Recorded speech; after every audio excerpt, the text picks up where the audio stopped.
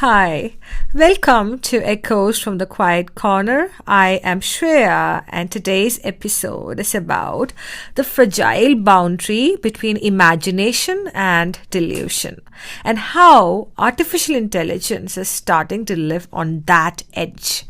Imagine speaking to a mirror that always agrees with you, even when it shouldn't. That increasingly is what some chatbots are becoming. And while validation feels good, it may also shatter the line between reality and illusion. Today, we explore a subtle yet urgent phenomenon, AI psychosis, a place where machines that mirror our thoughts take us just a little too far. Psychosis is not a word we throw around lightly. It's not about going crazy. It's actually a break from shared reality. In clinical terms, it can show up as disorganized thinking, fixed false beliefs. We can call these delusions. Or even seeing or hearing things that aren't there. We can call these hallucinations. Here is the twist. Our brains, even at their best, operate like mini prediction machines. They first predict, then check reality, based on which they update belief. When something goes wrong in the update step, when we stop checking reality, we slide closer to delusion. And you know what else works like that? Language models. LLMs, large language models, ChatGPT, Claude, Gemini, and the whole crew. They predict the next word based on the last, just like our thoughts sometimes spiral. You are chosen becomes you're definitely chosen, and then it becomes you're the most chosen person ever. And that spiral, it doesn't need to be true, it just needs to feel consistent. A psychiatrist at UCSF, Dr. Keith, has seen patients hospitalized in 2025 after prolonged AI interactions led them to lose touch with reality. I learned a lot about this from his writing.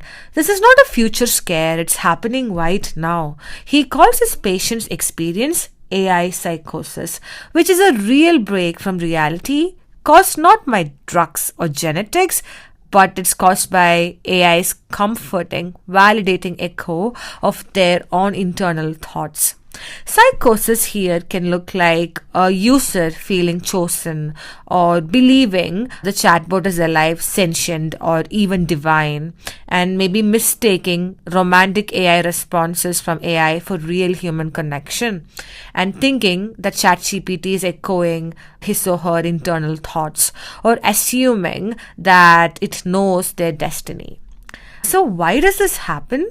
Let's break down the engines behind illusion. AI can be considered as a hallucinatory mirror. Chatbots predict words and mimic tone. That's how they work. But if a user nudges them, especially someone already unsettled, they can feed back distorted realities over and over. Many AI models aim to keep users happy, and that can mean constantly agreeing, even when what's being said is harmful or untrue. In October last year, Anthropic found that humans rated AI responses higher when it agreed with them, even when they were wrong. So the models learned validation equals reward. And by April this year, even OpenAI's updates became so sycophantic, they praised users for noticing how sycophantic they were. That's not just irony, that's architecture. Truth took a backseat to retention. Because here is the uncomfortable truth.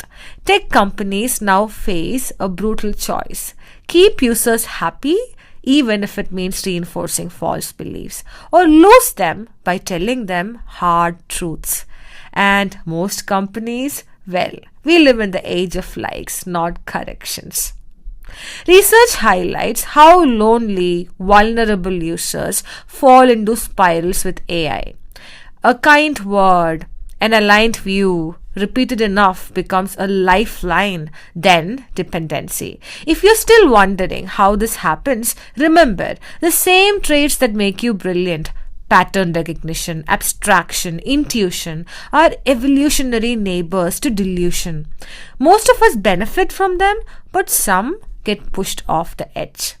So, what has already gone wrong?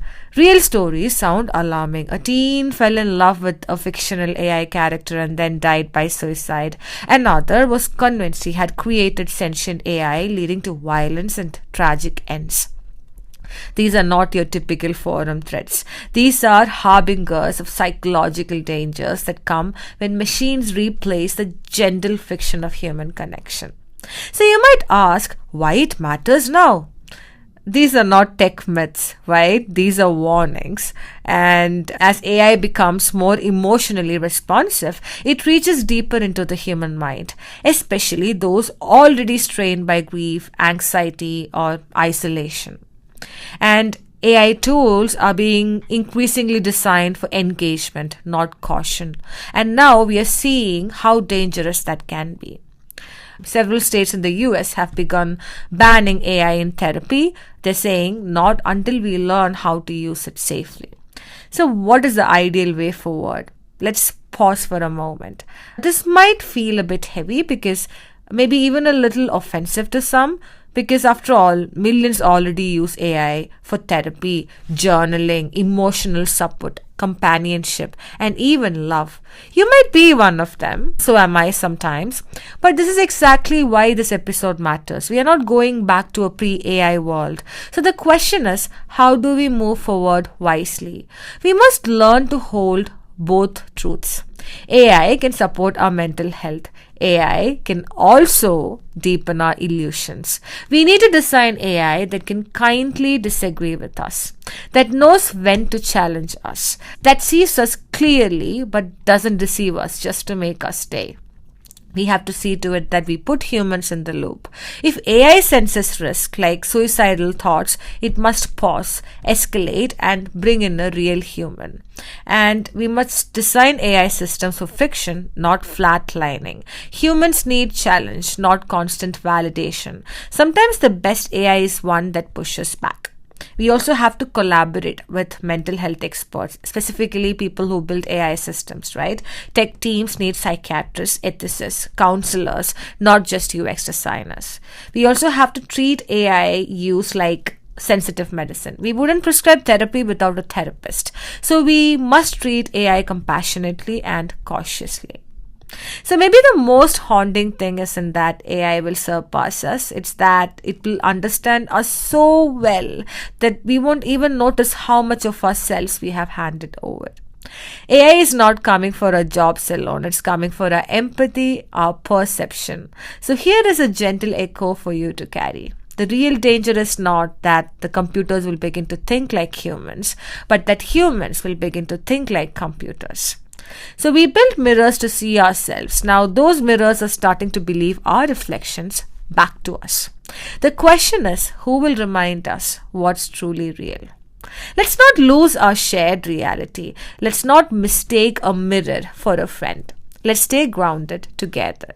You've been listening to Echoes from the Quiet Corner. Whatever tomorrow looks like, let's make sure humanity doesn't slip away in the mirror. Stay thoughtful, stay curious, and always keep some human in the loop. Until next time, may your quiet corners be rich with echoes that know how to listen as always. Bye.